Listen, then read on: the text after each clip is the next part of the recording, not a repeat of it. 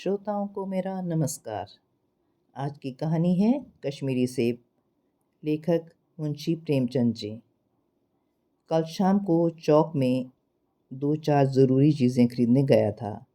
पंजाबी मेवा फरोशों की दुकानें रास्ते ही में पड़ती हैं।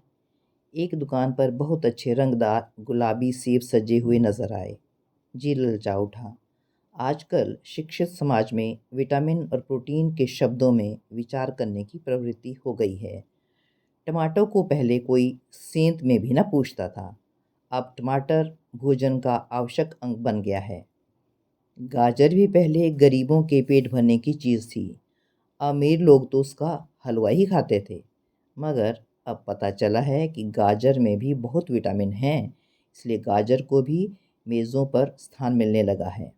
और सेब के विषय में तो यह कहा जाने लगा है कि एक सेब रोज़ खाइए तो आपको डॉक्टरों की ज़रूरत ना रहेगी। डॉक्टर से बचने के लिए हम नीम कौड़ी तक खाने को तैयार हो सकते हैं। सेब तो रस और स्वाद में अगर आम से बढ़कर नहीं है तो घटकर भी नहीं। हाँ, बनारस के लंगड़े और लखनऊ के दशहरी और बम्बई के अल्फांसों की बात दूसरी है। उनके टक्कर का फल तो संसार में दूसरा नहीं है। मगर उनमें विटामिन और प्रोटीन है या नहीं है तो काफ़ी है या नहीं, इन विषयों पर अभी किसी पश्चिम डॉक्टर की व्यवस्था देखने में नहीं आई। सेब को यह व्यवस्था मिल चुकी है।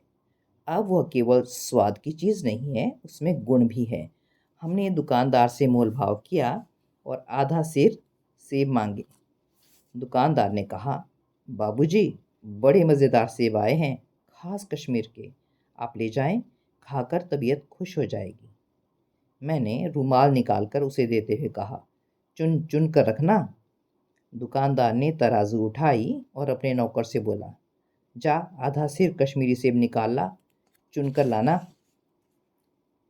वह 4 सेब लाया। दुकानदार ने तौला, एक लिफाफे में उन्हें रखा और रुमाल में बांधकर मुझे दे दिया। मैंने 4 आने उसके हाथ में रखे। घर आकर लिफाफा ज्यों का त्यों रख दिया। रात को सेब या कोई दूसरा फल खाने का कायदा नहीं है। फल खाने का समय तो प्रातःकाल है। आज सुबह मुंह हाथ धोकर जो नाश्ता करने के लिए एक सेब निकाला तो सड़ा हुआ था। 1 रुपए के आकार का छिलका गल गया था। समझा रात को दुकानदार ने देखा ना होगा।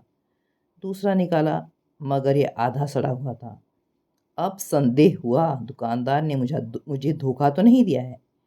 तीसरा सेब निकाला, यह सड़ा तो ना था मगर एक तरफ दब कर बिल्कुल पिचक गया था।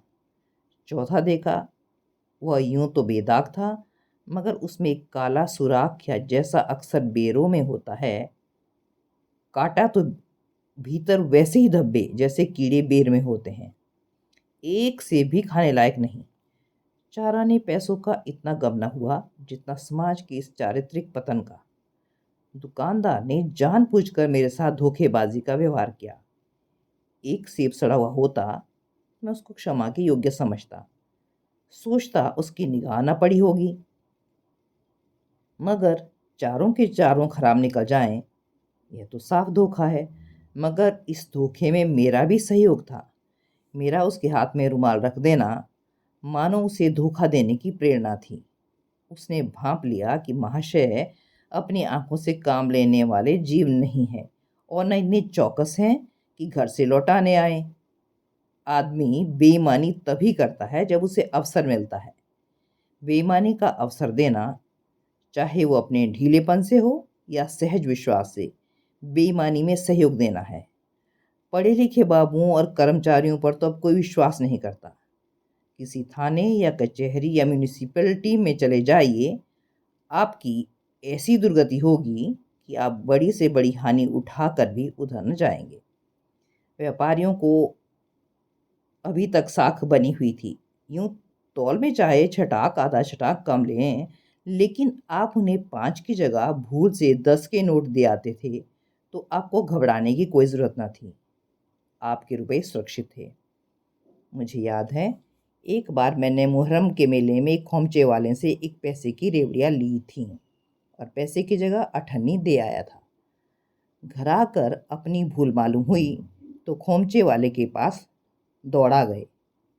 आशा नहीं थी कि वो अठन्नी लौटाएगा, लेकिन उसने प्रसन्नचित्त से अठन्नी लौटा दी और उल्टे मुझसे क्षमा मांगी। और यहाँ कश्मीरी सेब के नाम से सड़े हुए सेब बेचे जाते हैं। यहाँ लेखक कहते हैं, मुझे आशा है कि पाठक बाजार में जाकर मेरी तरह आंखें न बंद कर लिया करेंगे, नहीं उन्हें भी कश्मीरी सेब ही मिलेंगे। नमस्कार।